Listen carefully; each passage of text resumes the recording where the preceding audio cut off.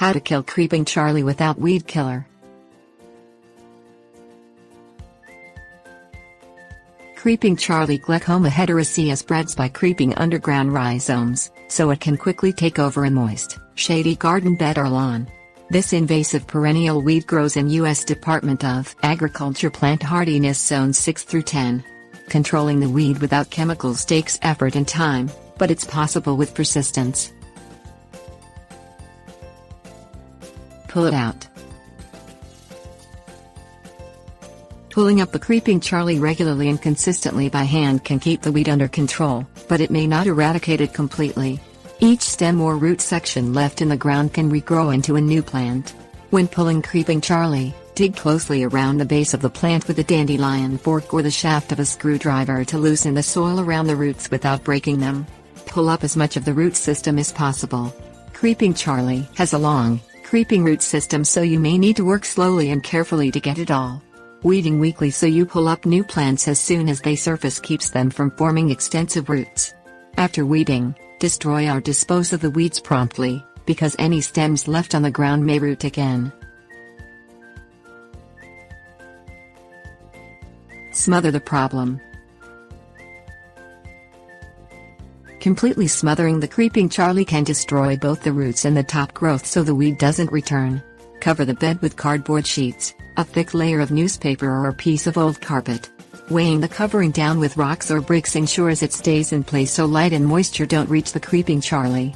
Check under the covering weekly until the creeping Charlie is completely dead, and then pull and rake up the plant debris before reseeding the bed or covering with a more attractive mulch, such as wood chips.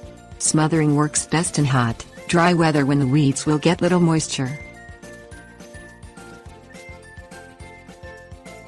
A healthy lawn. Proper lawn care can help eradicate creeping Charlie in long grass. Mowing properly, combined with regular lawn fertilization, keeps the grass thick enough so creeping Charlie can't establish. Mow the lawn no shorter than 2 to 3.5 inches so the lawn shades out the creeping Charlie so it can't establish. If the grass is thin, overseeding it to thicken the grass can also help kill the creeping Charlie. When mowing over an area that contains creeping Charlie, use a bagging lawnmower. Any clippings left on the lawn can root, spreading the weed over a larger area. Control conditions. Creeping Charlie thrives in moist, shady areas. Aerating the lawn with a core aerator to improve drainage can help prevent the weed. Avoid overwatering and allow the soil to dry out between each watering to help suppress creeping Charlie growth. Planting vigorous shade-tolerant plants can provide a natural mulch that crowds out the weed. For example, Hosta spp, which grow in USDA zones 3 through 9, can tolerate shade, but their large leaves block moisture and sunlight from reaching the creeping Charlie. Thinning out overhanging branches from trees and shrubs also lets more light reach the ground, which can inhibit the growth of creeping Charlie. Skip the borax.